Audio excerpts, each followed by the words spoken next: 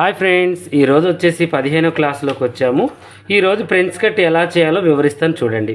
ఇక లావుని బట్టి మనం ఇది పెట్టుకోవాలండి. మినిమం 4 కాడ నుంచి ఉంటుంది. ఇప్పుడు వీళ్ళకైతే మనం 3.5 పెట్టినా కూడా సరిపోతుంది. ఓకేనా, మనం పర్సనాలిటీని బట్టి ఈ యొక్క వెడల్పుని మనం తీయాలి. 3.5, 4, 4.5, 5 లావుని బట్టి ఇది కొంచెం మనకి ఈ ఫ్రెండ్స్ కట్ గుర్తు అనేది ఉంటుంది. ఇది వచ్చేసి సెంటర్కి పెట్టేసిన తర్వాత పైనుంచి మనం ఏం చేయాలంటే 10 ఇంచులకి ఒక గుర్తు పెట్టాలి. 10 ఇంచులకు ఒక గుర్తు పెట్టేసి ఇక ఇప్పుడు దీన్ని మనం ఏం చేయాలంటే స్ట్రైట్గా ఇలా గీయాలి. ఇలా గీసి ఇక్కడ నుంచి దీన్ని ఇలా తిప్పాలన్నమాట. దీన్నే ఫ్రెండ్స్ కట్ అంటారు. ఓకేనా, ఇక దీన్ని ఇప్పుడు మనం కటింగ్ చేద్దాం. ఇలా కటింగ్ చేసేసి చక్కగా చూడండి. ఈ చిన్నది మీరు అర్థం చేసుకున్నా చాలండి.